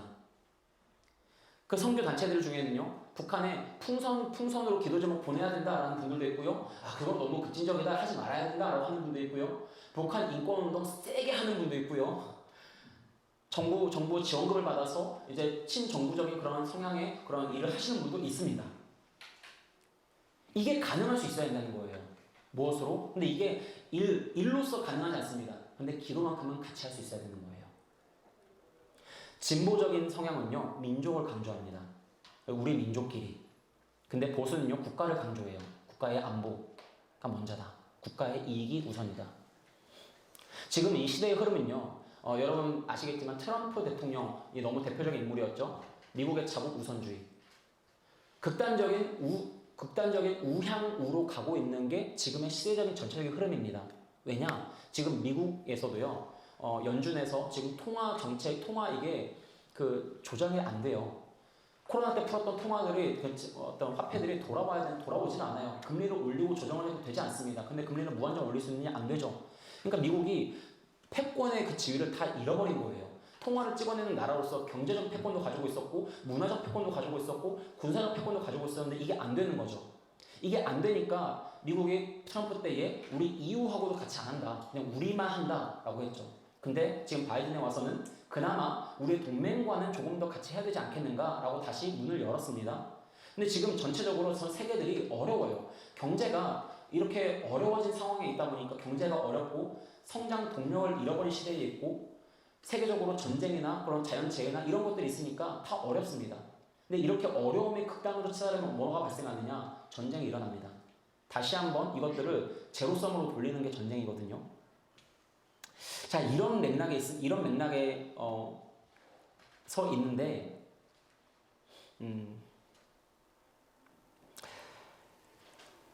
그러다 보니까 기도도 특히 통일선교, 국제에 대한 정세를 바라보고 기도하는 일들이 계속 우양우가 되는 성향이 있어요. 이것을 균형을 좀 잡을 필요가 있다는 거예요. 그 틀렸다가 아닙니다. 조금 더 균형을 잡고 가자. 네. 자, 그래서 이런 어떤 제가 더 원래는 그냥 거침없이 얘기를 하는데 지금 보니까 저 레코딩이 되고 있어서 네, 저 조금 몸을 살리려고 네. 언급하고 싶은 분들이 있어요. 전 MZ 세대이기 때문에 더 언급하고 싶은 그런 일들이 있습니다. 그분이 틀렸다는 게 아니에요. 그런 기도의 모습과 그런 어떤 기독교를 대표하는 듯한 모습이 무조건 틀린 건 아닙니다. 그 안에도 진리는 있습니다. 그런데 그게 전부인 것처럼 한국 사회에 비춰지는 것들, 그게 문제인 거죠. 목사님 혹시 이게 온라인으로도 나가나요? 온라인은 안 나가죠? 네, 할렐루야. 주님의 은혜로. 자, 이런 흐름들을 우리가 이제 바꾸는 변화가 필요합니다. 제가 저번에 왔을 때에 너무 제가 버릇없게 그런 말씀을 드렸어요. 충현교회가 통일선교를 다시 하는 게 과거의 영광을 회복하기 위함인가? 그게 아니었으면 좋겠다고 했습니다. 여러분의 영광은 이전 영광보다 더 클 줄 믿습니다. 근데 그게 되려면은 충현교회만의 일이 되어서는 안 된다는 거예요. 충현교회는 남들이 뭐라 하더라도 대한민국의 합동교단의 대표적인 교회입니다. 그리고 지역적으로는 서울에, 그것도 강남 한복판에 있습니다. 이것 자체가 주는 메시지가 있어요. 이것 자체가 가지고 있는 함의하는 그런 기의에 있는 의미가 있습니다. 그럴수록 균형을 잡아주셔야 돼요. 역시 그냥 그들의 논리로, 그들의 담론으로 이야기한다가 돼서는 안 됩니다. 저는 다시 한번 충현교회가 그냥 충현교회 안에서의 이 통일 기도가 아니라 한국 교회 전체를, 한국 민족을 열방을 품고 기도할 수 있었던 그런 믿음의 큰 아버지 역할을 해주시기를 축복합니다. 올해는 정전 70년입니다. 그래서 통일선교 언약을 맺는 통일선교 원년이 되기를 희망하면서 여러 통일선교 연합체들이 같이 모여서 같이 마음을 먹고 연합을 했어요. 7개 통일선교 단체들이 모였습니다. 북기총, 우리 다음 주에 오신 정영신 목사님, 네, 북기총 회장이시죠. 북사목, 북기총은 북한 중심의 사역자입니다. 북사목은 남한 중심의 사역자들입니다. 선통협 있고요. 숭실대 기독교 통일 지도자 훈련센터가 있고요. 그리고 주빌리 통일구국기도회 통일선교 아카데미, 한국교회 통일선교교단 신부협의회, 이와 같은 것들이 있습니다. 이런 여러 연합체들이 있는데 이들이 또 연합을 했습니다. 왜냐? 기도만큼은 우리가 같이 해야 된다. 그리고 한국 교회 안에 교회가 말하는 통일의 담론이 필요하다라는 그 필요가 있었기 때문이에요. 교회끼리도 말하는 게 다르고 교회끼리도 우린 저기랑 안 어울려 이게 아니라, 그럼 교회라고 하면 한 말씀 한 성경이 있는데 그 안에서 우리가 본질적으로, 비본질적으로는 좀 다를 수 있어도 본질적으로 같아야 되는 통일에 대한 모습이 무엇일까? 그것을 고민했다는 거죠. 그래서 통일선교 언약도 발표하고 있습니다. 이렇게 두 가지 책이 있는데요. 이거는 이제 북사목에서 말한 통일선교에 대한 북한 사역 헌신자 표준 교재를 만들게 되었습니다. 표준을 만들자는 거예요. 여러 사역자들이 우리가 조금 표준이라고 말할 수 있는 게 무엇일까? KS 규격 마크를 말할 수 있는 게 무엇일까? 고민하자는 거죠. 그리고 올해에 발표된 게 통일선교 언약입니다. 이걸 보시면은 이 통일선교의 방향이 어떻게 가야 되는지, 왜 이거 통일선교가 무엇이고 통일선교에 대한 정의부터 방향과 미래와 그런 어떤 중요한 필요한 것들 모든 그런 핵심적인 내용들을 담고 있어요. 온라인 서점에서 14,000원 구입이 가능하더라고요. 이거 주문하신다고 저한테 떨어지는 거 아무것도 없습니다. 예, 여기서 저한테 와서 그냥 감사해야 돼요. 근데 제가 이걸 왜 말씀드리느냐? 여러분 이런 책이 있는 것을 대부분은 몰라요. 모르세요. 몰라서 우리가 안 된다고요. 근데 알고 보시고 이렇게 지금 학자들이 교회들이 연합체들이 모여서 통일의 담론을 만들어 가는구나. 그러면요 이걸 보고 이걸 익숙하게 내게 익혀지면은 어디 가서 통일을 말할 때에 내 마음대로 말하지 않고 나름대로 말하지 않고 말씀대로 합의된 대로 저 어떤 담론을 말할 수 있다는 겁니다. 여러분 군대를 전역하신 분들은 다 아실 거예요. 복무 신조 하면은 우리의 결의라고 대답을 합니다. 훈련이 된 거예요. 자, 통일 선교라고 하면은 예수님의 사랑. 뭐 이와 같이 말할 수 있는 담론이 딱 정확하게 나올 수 있어야 되는 거죠. 훈련이 필요하다는 겁니다. 교육이 필요한 거예요. 이제 심화 과정이 있지 않으십니까? 지금까지 많은 교육의 시간들을 가져오셨을 거예요. 그러면 이 교육에는 목표가 있고 목적이 있습니다. 제가 기독교 교육과를 졸업했습니다. 교육에는 목표와 목적이 있어요. 그래서 그 목표에 달성하는 것, 그 목표에 어느 정도 수준에 갔느냐가 필요해요. 자, 여러분, 복음 통일을 우리가 준비할 때에 어떤 관점의 통일이 필요합니까? 성경적인 통일이 필요합니다. 우리가 외치는 통일은 어떻게 돼야 됩니까? 어떤 통일이어야 됩니까? 복음적 평화 통일이어야 됩니다. 이와 같이 여러분들 안에 하나의 구호가 만들어졌으면 좋겠습니다. 마음에 새겨지는 거예요. 통일 선고가 구호만 그쳐서는 안 되지만 구호는 우리의 마음에 새기는 매우 중요한 표지가 됩니다. 자, 시간이 제가 얼마 남았죠? 거의 다 됐죠? 네. 아직 좀 뒤에 남았는데요. 자, 통일 선교는 하나님 나라의 도래입니다. 자, 중요한 건 요한계시록을 보면은 하나님이 이루시는 성전, 하나님의 예루살렘은요 보이지 않는 거예요. 성전이 보이지 않습니다. 어디 있느냐? 그 어린 양이 성전인 거예요. 즉 우리 안에 내주하는 것이 하나님의 성전입니다. 우리가 통일을 외칠 때에 기독교 왕국을 설립하고자 하는 게 아닙니다. 복음적인 하나님의 통치가 임하는 나라를 원하는 것입니다. 통일은요 사람의 통일이에요. 사람의 통일을 가능하게 하는 것이 바로 기도입니다. 기도할 때에 사람의 마음이 열리고요. 그 사람 안에 예수님의 영접하는 그 은혜가 흘러가고요. 하나님의 말씀이 심어지는 것이고 그 기도할 때에 그 안에 믿음이 회복되어지는 것이고 기도할 때에 그의 모든 헛된 생각이 정결하게 변화되어지는 역사가 일어나는 겁니다. 여러분 독일 통일 잘 알고 계실 거예요. 1989년 11월 9일에 베를린 장벽이 무너졌습니다. 그리고 1년 뒤에 1990년 10월 3일날 통일이 이루어졌어요. 그리고 올해가 통일 32주년이 되는 해죠. 그런데 통일의 이 시기를 가져왔는데 통일을 이룬 독일이요. 지금도 하는 말이 뭐냐면 우리는 아직도 통일 중입니다 라고 말을 합니다. 경제적인 통합, 문화적인 통합, 사회적인 통합 어느 정도 이룬 것 같지만 아직도 통일을 진행 중이라고 합니다. 여러분 독일 국민들에게 설문조사를 했대요. 25주년을 맞았을 때에 독일 통일이 만족스럽습니까? 라고 할 때에 70% 이상이 만족스럽고 좋다, 잘했다, 긍정적으로 평가를 합니다. 그런데 여전히 그 통일된 사회 안에서 차별을 받고 있다, 여전히 나는 2등 국민이다 라고 여기는 사람들도 있는 거예요. 동독 출신의 그 사람들. 여러분 우리가 진짜 통일을 이루는 것은요 사회적 통합으로 나아가는 겁니다.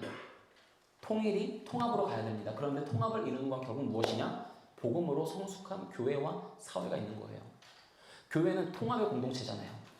이곳에 출신이 다르고 세대가 다르고 언어가 다르고 생각이 다르고 배운 지식이 다르고 학력이 다르고 생활 수준이 다 달라도요. 우리는 복음 안에서 하나가 되는 거지 않습니까? 이 복음의 능력이 있을 때에 이 복음의 능력으로 사회에 길을 제시할 수 있어야 된다는 거예요. 한국 사회에서 교회, 기독교의 신뢰도는 16%에 불과합니다. 16%예요. 5명 중에 한 사람만이 교회가 하는 말을 믿겠다, 들을만하다라고 생각한다는 거예요. 신뢰도가 떨어져 있습니다. 그런데 교회가 막 통일을 기도한다? 세상 사람들이 기대를 할까요? 안 하는 거죠. 우리나라 국회가 아까 말씀드린 것처럼 국회의원 125명이 크리스찬이라고 했습니다. 여러분이 그러셨나? 라고 하실 거예요. 왜냐? 그들의 영향력이 없기 때문이죠. 그런데 우리나라 국회가 시작하는 지역국회를 시작할 때에 이윤영 의원이라는 목사님이 기도하고 시작했다는 거 아십니까? 뭐가 다를까요, 지금하고? 그때는 교회가, 그때는 목회자들이, 그때는 내가 크리스찬은 이것이 사회적으로 선한 영향을 미칠 수 있었다는 거예요. 그만큼 성숙했던 것입니다. 사회의 모범이 되었고요. 사회를 이끌어갔습니다.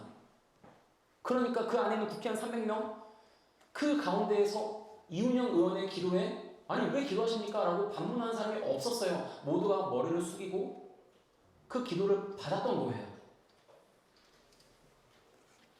어느 교회 가니까 그런 표가 있더라고요. 주차도 사역입니다. 여러분, 주차는 사역입니다. 그런데요, 죄송해요. 한국 교회 수준이 그만큼 낮아진 거예요. 그 말을 하지 않으면 안 되는, 하다못해 아주 사소할 수 있는 그 주차 정도도 이웃에게 피해를 주는 존재로 지금 각인이 되어 있다는 겁니다. 제가 아주 교회를 개척하고 나서 이 문제를 너무 체감을 해요. 지금 있는 교회에 들어가기까지 430개 넘게 임대차를 찾아봤거든요. 교회를 안 줘요. 교회를 싫어해요, 건물주들이. 교회 다니는 분들도 교회를 안 줍니다. 저희가 이번에 교회를 이전을 하려고 했어요. 교회가 좀 부흥이 됐습니다. 할렐루야. 확장 이전을 하려고 알아보는 과정이 있었는데 너무 마음에 드는 교회가 있었어요. 건물이 있었어요. 건물주가 장로님이래요. 교회를 주겠다고 합니다. 할렐루야 외쳤습니다. 근데 그 다음날 이제 장로님 만나려고 하는데 하루아침에 생각이 바뀐 거예요. 아, 교회는 좀 아무래도 부담스럽다고. 아니, 장로님인데 제가 얼마나 설득을 해야 되는지. 근데 결국 안 돼서 1년 계약도 연장했습니다. 그냥 지금 있는 곳에. 저는 체감을 해요. 여러분, 교회 안에 계시다 보면 체감이 잘 되실 거예요. 저는 밖에 나가면 사람들이 목사님보다는 사장님, 선생님 이런 칭호로 더 많이 부릅니다. 믿지 않는 사람들 더 많이 전도하게 되고 마주하게 되니까 많이 느끼는 겁니다. 여러분, 한국 사회에 교회가 마치 하나의 십자군의 모습과 같이 지금 거대해져 있고 힘있고 능력 있는 모습으로 보이지만 그들만의 리그로 여겨져 있습니다. 잘못된 기도를 하는 거예요. 잘못된 우리의 신앙이 있다는 겁니다. 지금 뭔가 잘못됐다는 거예요. 우리는 십자군이 아니에요. 우리의 힘을 가지고 더 많은 기독교 국회의원들을 양성하는 거, 이것보다 중요한 거는 한 사람이 있어도요, 그 나머지 299명을 감동시킬 수 있는 성숙한 국회의원이 있으면 되는 거예요. 한 사람의 지도자가, 성숙한 지도자가 크리스천 안에서 세워지면 그 사람이 나라 민족을 변화시키는 것입니다. 성숙한 그리스도인들, 성숙한 교회의 모습, 십자군이 아니라 복음 안에서 십자가에 사람이 세워져 있을 때에 한국 사회가, 한국 교회가 하는 기도를 배워가는 것입니다. 한국 사회가, 통일부가 한국 교회를 정확한 기독교의 통일의 파트너로 여기고 같이 동반자로 여기고 나아가는 거예요. 제가 예전에 사역했던 교회에서 한겨레 학교라는 이제 탈북민 대안학교, 국가에서 공인한 학교입니다. 그 학교의 학생들을 같이 케어하고 사역을 했습니다. 그 한겨레 학교는 원불교 재단 학교예요. 국가에서 이제 지원을 하고 하는데 원불교 재단에서 운영을 합니다. 그래서 제가 물어봤어요. 이걸 왜 원불교가 맡게 되었는가? 너무 뜬금없지 않은가? 질문했습니다. 그 이제 어떤 과정을 어느 정도 알고 계시는 장로님이 저한테 그런 말씀해 주시더라고요. 원래 통일부에서 이제 탈북민 학생들이 생기니까 이들을 위탁할 수 있는 그런 기관이 필요한데 종교가 이런 걸 잘하니까 종교기관에 맡기자. 어느 종교에 맡길까 보니 불교랑 천주교는 교육에 별로 관심이 없고 천주교는 막 로마 막 이런 게 복잡하니까 기독교에 맡기자 했는데 그 안에서 반대 의견이 나왔다는 거예요. 기독교에 절대 맡기면 안 된다. 왜냐? 맡기면은 자기들끼리 싸운다는 거예요. 어느 교단에 맡겼느냐? 어느 교회가 주관하느냐? 자기들끼리 싸우니까 교회는 안 된다. 그러면은 자기들끼리도 안 싸우고 교육에도 관심이 있고 재정력도 있는 곳이 어디인가? 원불교구나. 그래서 원불교 재단에 맡겼다는 거예요. 말도 안 되는 일 아닙니까? 그곳에 200명이 넘는 탈북민 학생들이 있어요. 한국 사회에 들어와서 선교사님들 복음 듣고 들어와서 왔는데 원불교 법사들이 와서 법관 하고 있으니까 그거 듣고 믿음이 떠나가는 애들이 얼마나 많은지요. 그 아이들 전도하는 게 너무 어렵습니다. 여러분, 오늘 지금 이 시대에 우리가 통일의 기도를 한다는 건요, 그냥 우리의 뜻을 관철하는 기도로 가서는 안 됩니다. 뜨거운 통성 기도도 필요하고요, 나아가서 광장에서 외치는 기도도 필요합니다. 그런데 그 내용이 성숙해질 필요가 있다는 거예요. 성 니콜라이 교회 평화기도회 아실 겁니다. 이야기랑 마치려고 합니다. 니콜라이 교회에서 월요일 오후 5시마다 이렇게 모여서 기도를 했어요. 이제 당시의 그 사회 상황이 동독의 공산 체제가 이제 무너지는 어떤 그런 이제 흐름이 있었는데 동독의 동독의 러시아의 그 미사일을 설치하는 것과 서독의 그 나토가 한국에 설치한 이 문제로 사회 갈등이 있었거든요. 그러니까 서로 미사일 경쟁을 했던 거죠. 군사 경쟁을 한 상황이 있었습니다. 그런데 이런 대립된 상황을 안타깝게 보면서 누가 기도를 했냐면은 청소년과 젊은이들 15살에서 22살 정도 되는 그 청소년 젊은이들이 같이 모여서 우리가 기도를 하자라고 시작했던 거예요. 그래서 그 모임에서 매주 모이는 평화를 위한 월요 기도 모임이 됐고요. 이 기도 모임이 성장하고 확장하면서 3, 4년만 되면서 300명, 400명이 매주 참여하는 그런 나라를 위한 기도로 확장된 겁니다. 그런데 이제 결국에 서독의 핵무기가 배치가 됐어요. 나토에서 배치를 했어요. 이걸 보고 사람들이 실망하고 그 기도를 떠났습니다. 그러면서 기도가 문을 닫게 될 뻔했는데 그때 이제 그 기도를 같이 참여하던 한 어르신 감독이죠. 감독 정도 되는 어른 목사님이 목회자가 그 얘기를 했다는 거예요. 나중에 작은 방으로 기도실을 옮겨서 할지라도 우리가 이 기도 모임은 절대 포기하지 말자. 하나님의 역사는 사람에 있지 않고 마음에 있지 않고 한 사람이 믿음의 사람에 있다. 그래서요. 그런 마음에 동하여서 두세 사람, 세 사람, 네 사람 다시 그 세네 명이 모이는 작은 기도로 돌아가는데 그들이 그 기도를 끊임없이 하다 보니까 결국 그 가운데에서 신자와 비신자, 공산주의자, 반체제주의자 여러 사람들이 또 모이게 되고 그 안에서 평화와 화해라는 이름 안에서 7,000명, 7만 명 모이는 놀라운 기도로 확장하게 된 겁니다. 여러분 기도의 제일 중요한 건요. 저는 성 니콜라이 교회에서 알 수 있는 니콜라이 그 평화 기도에서 알 수 있는 게 세 가지가 있다고 생각합니다. 하나는 순수성이에요. 기도의 실제입니다. 우리의 기도의 내용이 우리 교회를 위한 기도면 안 돼요. 단지 우리 나라의 자국의 이익만을 위한 기도가 되어서는 안 됩니다. 여러분 3.1운동 때 대한독립선언서, 대한독립 그 선언서 같은 거 말할 때에 거기에 중요한 표현이 있지 않습니까? 이거는 사회민족주의라는 그런 중요한 개념이 담겨 있습니다. 대한민국의 독립은 그냥 우리나라의 자국의 민족의 그 이익을 위한 게 아니라 이것이 세계 평화에 기여하는 일이다라는 그런 내용들이 담겨 있다는 거예요. 통일도 마찬가지여야 된다는 것입니다. 교회가 말하는 통일도 마찬가지여야 돼요. 어떤 면에서는 우리가 통일을 위해서 기도할 때에 교리적인 차원을 넘어서야 됩니다. 교회적이고 교리적이고 종교적인 차원을 넘어서는 기도가 돼야 돼요. 진리 안에서 기도할 수 있어야 됩니다. 자, 두 번째는 바로 끊임없는 기도입니다. 어떤 상황에도 포기하지 않는 겁니다. 서두에서 말씀드린 기도의 본질 세 가지 중에 하나가 뭐였죠? 첫 번째가 기도는 사귐이라는 거예요. 기도는 교통이라는 겁니다. 은혜에 대한 반응이라는 거예요. 이게 살아있으면 기도를 떠나지 않습니다.